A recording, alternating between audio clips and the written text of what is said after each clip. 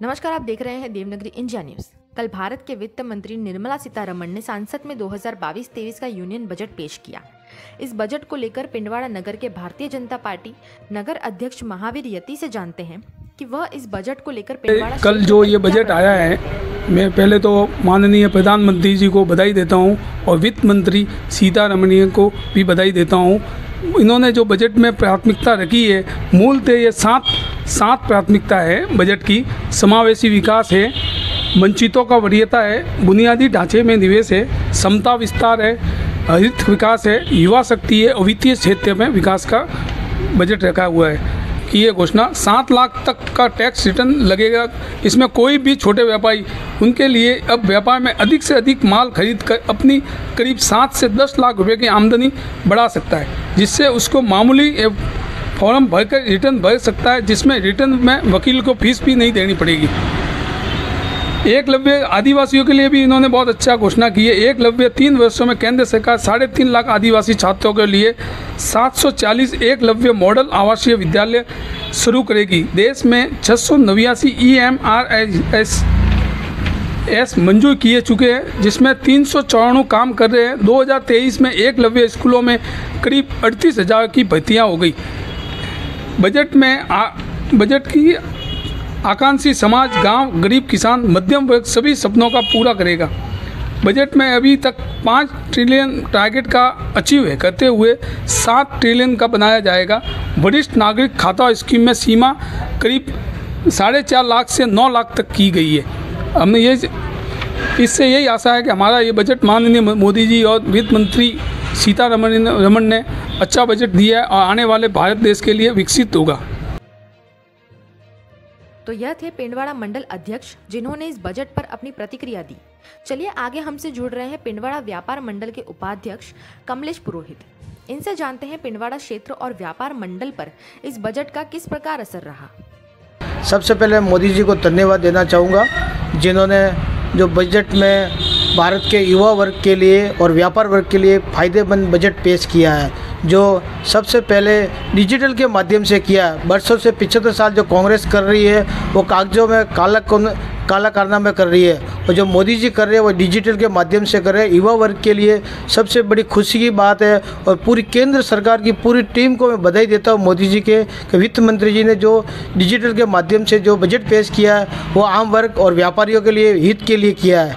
जो आयकर बढ़ाकर 2 लाख से लगाकर 7 लाख तक कर की है, जिसमें व्यापार उद्योग के लिए, व्यापारियों के लिए बहुत फ़ायदे की बात है। कहीं पे भी बैंक में रिटर्न में 7 लाख तक रिटर्न भरने में उनको सबसे ज़्यादा फायदा रहेगा, जो 1 रुपये का टैक्स नहीं लगेगा।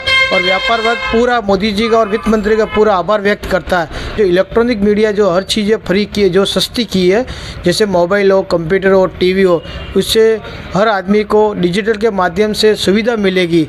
जैसे हर तरह के संदेश मिलेंगे, बैंकिंग के जो समाज SMS हो, और भी जो पढ़ने में जो डिजिटल माध्यम है, उसमें बच्चों को पढ़ने में भी प्रोत्साहित हो। जैसे मोदी जी का सपना का मेक इन इंडिया का मतलब जो डिजिटल माध्यम के हिसाब से बच्चों को पढ़ने वगैरह में सब आसानी रहेगी, जो हर लिए इसलिए सस्ती की है। और जो अपने वनवासी बेल्ट से जो आते हैं, हमारा क्षेत्र रहता है, उसमें जैसे हमारे मुख्य राष्ट्रपति जी द्रौपदी मुर्मू जी ने जो विशेष अपने हमारे क्षेत्र को ध्यान में रखते हुए जो बजट पेश किया पूरी केंद्र सरकार टीम ने, जिसमें हमारे वनवासी क्षेत्र, हमारा व्यापार वर्ग रहता है, इसमें जैसे इन्होंने हमारे को दिया है, जैसे कि आयकर में 5 लाख से लगाकर 7 लाख तक के फ़ायदा दिया है। तो रिटर्न में भी हम लोगों के जैसे छोटे छोटे वनवासी भाई, हमारे व्यापार वर्ग के लिए, हमारे गाँव आस-पास क्षेत्र में जो वनवासी भाइयों से जुड़ा हुआ है, जो हमारे छोटे छोटे व्यापार है, उनके ऊपर ही डिपेंड रहता है, उनके भरोसे रहता है। तो मोदी जी और जो हमारे द्रौपदी मुर्मू जी जो हमारे राष्ट्रपति जी है, उनको बहुत बहुत धन्यवाद देना चाहूँगा, जिन्होंने हमारे लिए एक संदेश दिया है कि डिजिटल के माध्यम से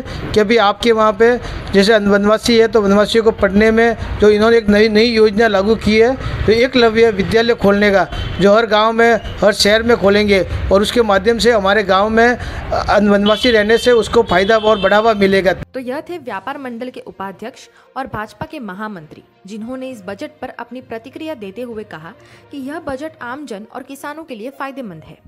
यहीं किसान मजबूत बनेगा तो देश मजबूत बनेगा। इसी के साथ केंद्रीय मंत्री और राष्ट्रपति का धन्यवाद अर्पित किया। इसी के साथ हमारे वेब के मुख्य संपादक ने विपक्ष से भी अपनी प्रतिक्रिया जाननी चाहिए।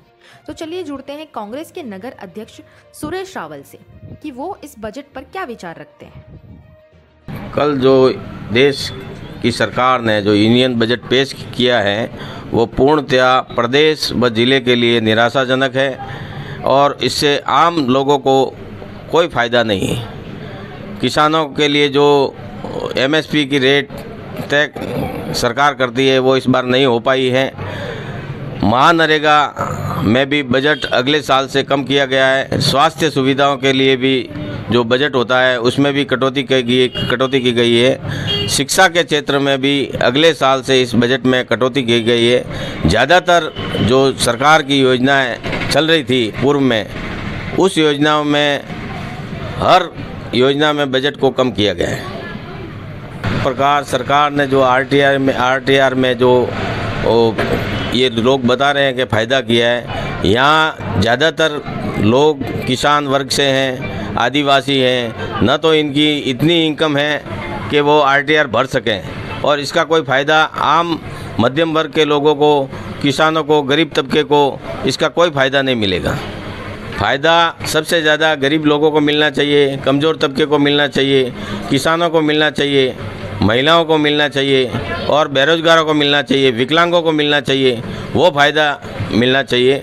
बाकी जैसे पेट्रोल के दाम है उसको जीएसटी में लेते, डीजल को जीएसटी में लेते और गैस सिलेंडर आज इतना महंगा है, महिलाओं को इसमें कोई राहत नहीं मिली। शिक्षा के क्षेत्र में भी बजट को कम किया गया है। तो यह थे पिंडवाड़ा कांग्रेस नगर अध्यक्ष, जिन्होंने इस बजट के बारे में बताते हुए कहा कि यह बजट आम जन और मध्यम वर्गीय लोगों के लिए ना बनकर अमीरों का बजट है और इस बजट से अपनी नाराजगी जताई। दर्शकों से भी निवेदन है कि आप इस बजट को लेकर अपनी प्रतिक्रिया कमेंट में बताएं। देवनागरी इंडिया न्यूज से जुड़ने के लिए धन्यवाद।